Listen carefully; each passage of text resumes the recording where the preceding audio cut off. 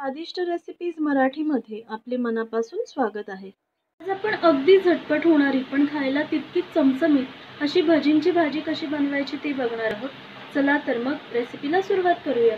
भजीची भाजी बनवण्यासाठी या ठिकाणी मी 3 मीडियम साइज कांदे आणि 2 टोमॅटो अगदी बारीक कट करून घेतलेले आहेत। त्याच्यासोबतच कोथिंबीर घेतलेली आहे बारीक कट करून, 7 ते 8 कढीपत्त्याची पानं घेतलेली आहेत। 1 वाटी इतपत मिक्स डाळींचे भजी घेतलेले आहेत। याच्या रेसिपीची लिंक डिस्क्रिप्शन बॉक्समध्ये शेअर केलेली आहे, नक्की चेक करा। याच्याऐवजी तुम्ही दुसरे भजी वापरले तरी चालेल। त्याच्यासोबतच इथे गरम मसाला पावडर घेतलेली आहे, आले लसूण पेस्ट घेतलेली आहे। त्याच्यासोबतच आपल्याला लागणारे हळद, लाल तिखट, चवीनुसार मीठ, गरजेनुसार तेल आणि पाणी। भाजी बनवण्यासाठी मी कढईमध्ये 4 ते 5 मोठे चमचे इतपत तेल ॲड केलेलं आहे। सगळ्यात आधी आपण त्याच्यामध्ये ॲड करूयात कढीपत्त्याची पानं। त्याच्यासोबतच आपण याच्यामध्ये ॲड करूयात कांदा आणि हा कांदा गुलाबीसर होईपर्यंत आपल्याला परतून घ्यायचा आहे। हा कांदा मी छान असा गोल्डन ब्राऊन भाजून घेतलेला आहे। आता आपण त्याच्यामध्ये ॲड करणार आहोत बारीक कट केलेला टोमॅटो। त्याच्यासोबतच आपण याच्यामध्ये ॲड करणार आहोत 1 छोटा चमचा इतपत आले लसूण पेस्ट।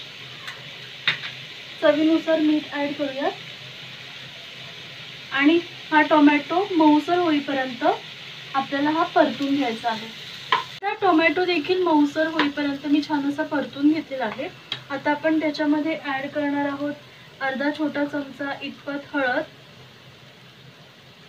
त्याच्यासोबतच आपण याच्यामध्ये ॲड करणार आहोत 3 छोटे चमचे इतपत लाल तिखट। लाल तिखटाचं प्रमाण तुम्ही तुमच्या आवडीनुसार कमी किंवा जास्त करू शकता।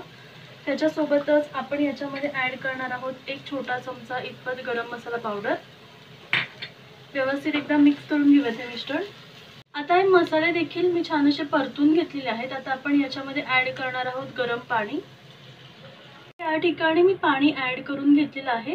तर या ठिकाणी मी साधारणतः 1.5 वाटी इतपत पाणी याच्यामध्ये ॲड केलेलं आहे। आता आपण याच्यावरती झाकण ठेवूयात आणि स्लो गॅसवरती साधारणतः 5 मिनिटं आपल्याला हे शिजवून घ्यायचं आहे। साधारणतः 5 मिनिटं झालेली आहे झाकण ठेवून हा मसाला मी छान शिजवून घेतलेला आहे, तुम्ही बघू शकता किती मस्त असं रेडी झालंय। तर या पॉइंटला आपण याच्यामध्ये ॲड करणार आहोत भजी। त्याच्यासोबतच आपण याच्यावरती ॲड करणार आहोत थोडीशी कोथिंबीर।